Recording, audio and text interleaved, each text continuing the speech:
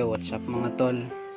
So ngayong araw naisipan ko lang magpalit ng daytime running light kasi kagabi napansin ko pundido na yung daytime running light ko, hindi na siya gumagana.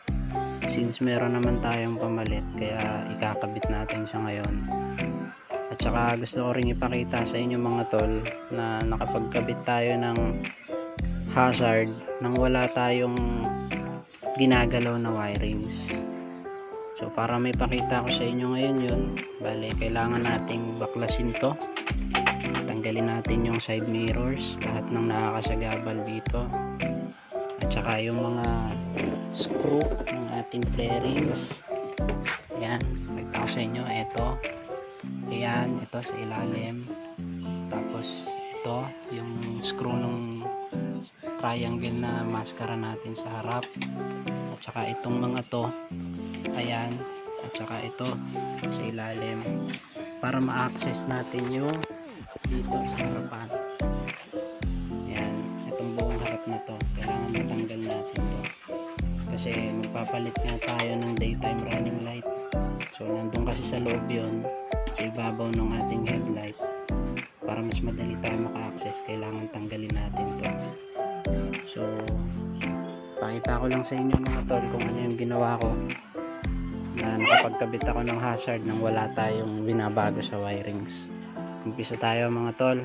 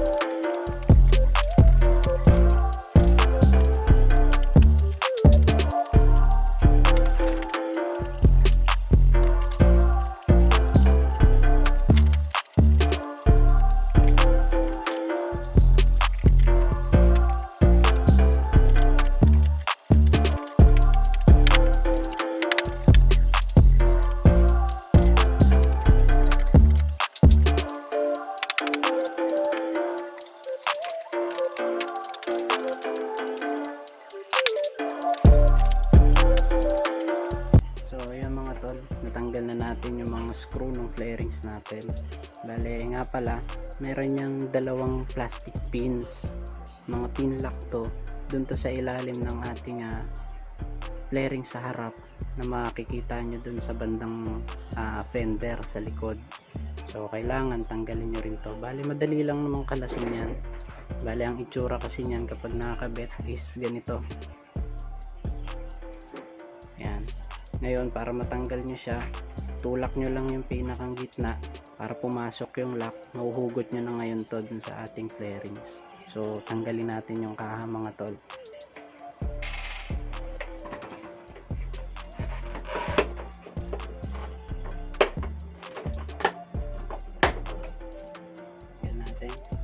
Tingnan natin yung isa.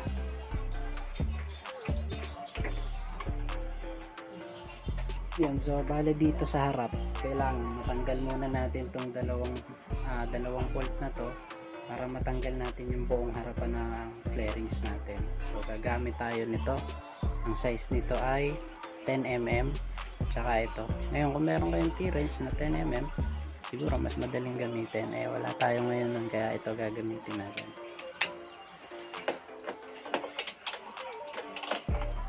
Tanggalin natin yung buong mga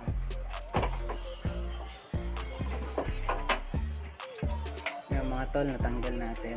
Bale pag tinanggal nyo nga pala yan, may mga terminal sockets yan para dun sa wirings natin. Madali lang naman tanggalin yon, so hugutin nyo lang.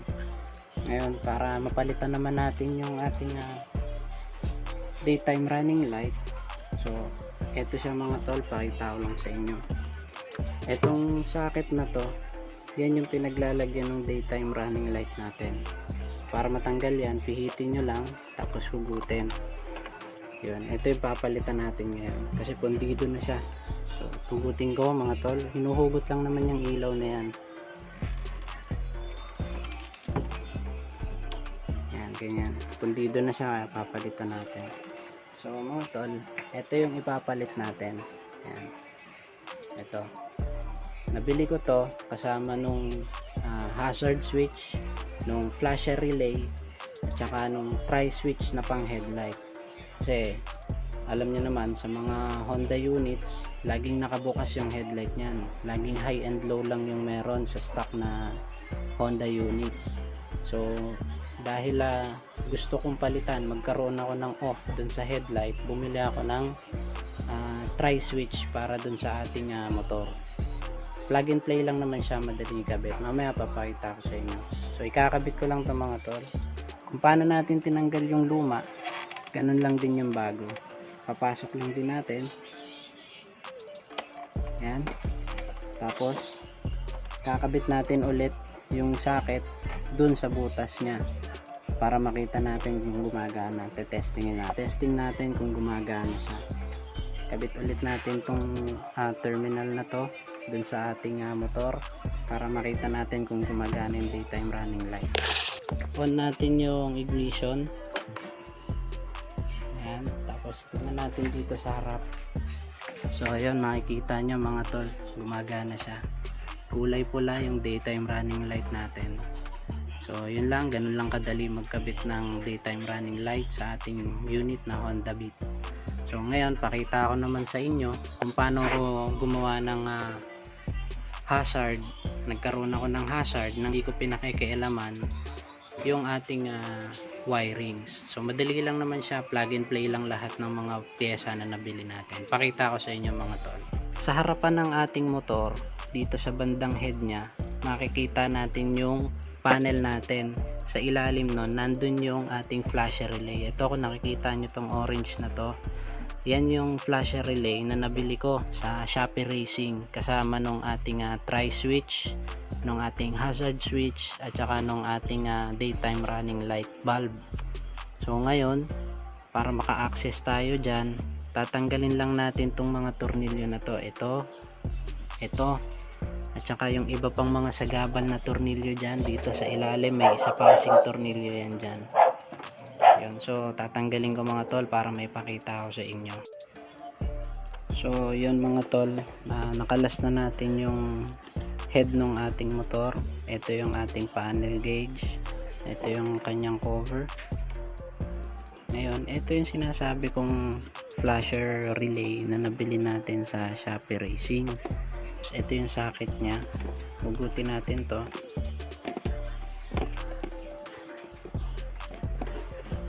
Yan, yun yung itsura nya. Yun, kung makikita nyo, yan, ito yung itsura nya. Bali yung stock natin na flasher, hindi kasi niya kayang pailawin ng maayos yung ating signal light dahil single flasher lang siya. So kapag ka nag hazard ka na, malabo o kulang yung bato ng kuryente para mapailaw yung dalawa nating signal light ng sabay. Kaya bumili ako nito, nabili ko siya sa Shopee Racing. Yun, maganda, okay naman siya, matagal ko na rin siyang gamit. Bale, papakita ko rin sa inyo yung stock. Ito yung itsura ng stock. So yun, ito yung stock. Ayan, yung itsura ng stock, parehas lang din siya. Ayan, 2 pins lang din siya, kagaya siya nung flasher relay na nabili natin. Ayan, kaya plug and play siya, kaya wala tayong pinakailaman sa wirings natin. So kapag ka gusto nyo rin, kung sakali, bili kayo online or merong shop na malapit sa inyo, may tinda silang ganito. Ayan, bili kayo ng ganito, madali lang naman siya ikabit. So ngayon dun tayo sa hazard switch. Yun, ito yung ating hazard switch. Makikita nyo, ito yung socket nya. Ngayon, ito yung itsura nya sa harapan. Ayan, nakikita nyo, may hazard na siyang sign dyan. So kapag ka nag-hazard tayo, madali lang naman siya ikabit. Bale, kapag ka nag-left ka or right, alin man sa dalawa, basta pinagsunod mo siya, magkakaroon ka na ng hazard, gagana na yung hazard. So para ma-off mo yung hazard, pindutin mo lang yung gitna, press mo yung gitna, off na yung hazard mo. Ngayon kapag ka sisignal ka lang ng kaliwa, Yan, isang pindot lang. Ikaliwa mo lang yung switch, nakasignal ka na dun sa kaliwa. Ngayon, para ma-off mo naman siya, pindutin mo lang din yung gitna. Kasi kapag ka pinagsunod mo yon, automatic yon, mag-hazard na siya. So, ganun nagpa-function tong switch na to. So, pakita ko rin sa inyo kung paano lang din to ikabit. Madali lang naman.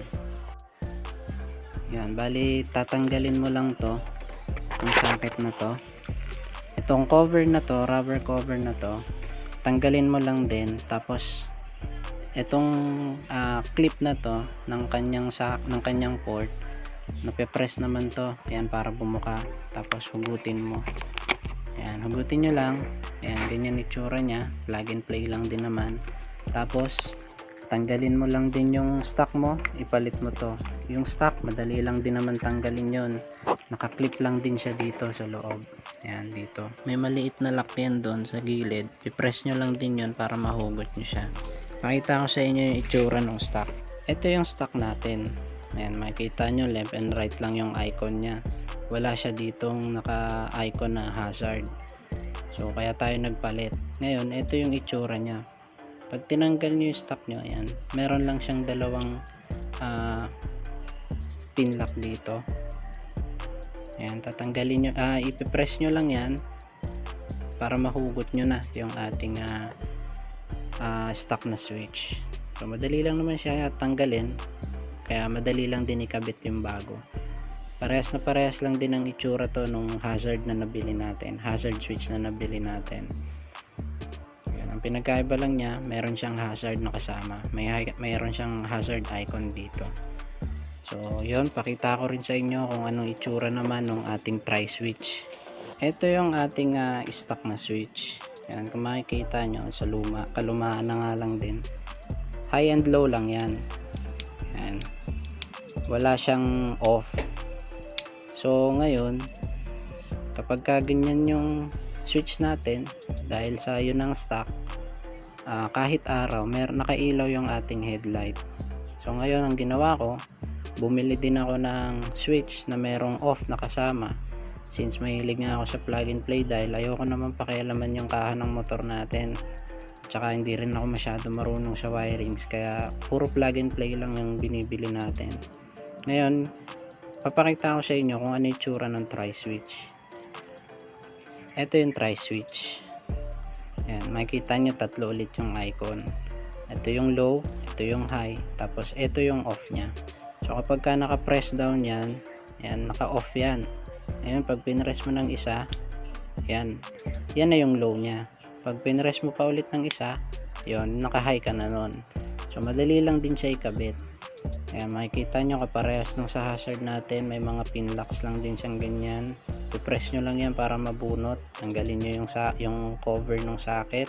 Tanggalin nyo yung socket. Tapos press nyo lang din to para matanggal nyo. Tapos sa pagkakabit naman, ganun lang din. Pasok nyo lang dire-diretso. Yun, plug and play lang naman siya. So yun lang mga tol. So sa mga gusto mag DIY dyan, yun, baka kung sakali sana makatulong, yun, pwede nyong gayahin. Yun lang, salamat mga tol.